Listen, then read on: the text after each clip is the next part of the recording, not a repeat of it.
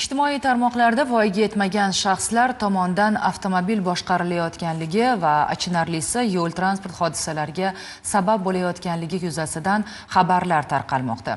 Bu xabarlar aslida barcha ota-onalarni hushyorlikka chorlab, farzandlarining harakatlarini nazorat qilishga undaydi.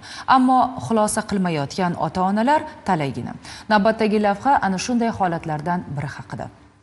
Kuni kecha ijtimoiy tarmoqlarda yana bir video tarqaldi. Unda voyaga yetmagan maktab o'quvchisi davlat raqam belgisini yechib, Angren shahar ko'chalarida harakat tezligini oshirgan holda harakatlanganligini ko'rishimiz mumkin. Ushbu holatda yo'l harakati xavfsizligi xodimlari tomonidan tezkorlik bilan maktab o'quvchisi va uning onasi aniqlandi. Angren shahar 21-maktabda o'qiyman. Mashinani davlat raqamsiz olib chiqib ketdim, ota-onam bilmagandi. Uyda hech kim yo'qligida kalitni seyfdan olib chiqdim, keyin sirena o'rnatdim, shaharda haydadim, keyin Instagramga qo'ydim.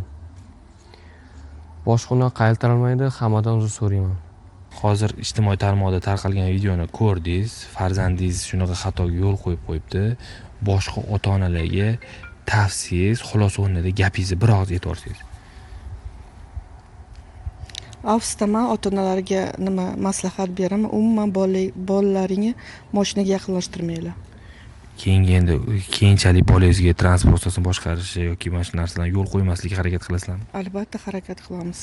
Ushbu holat yuzasidan bola 16 yoshga to'lganligi munosabati bilan ma'muriy javobgarlik to'g'risidagi kodeksning bir necha moddalariga ko'ra barcha huquqbuzarliklar bo'yicha bayonnoma rasmiylashtirildi. Voyaga yetmagan shaxsning onasiga esa farzandiga avtomobil boshqarishni topshirganligi uchun tegishli tarzda jazo chorasi qo'llanildi. Nigora Elmurodova, Bosot Basarov, Zamonaviy informatsion dasturi uchun.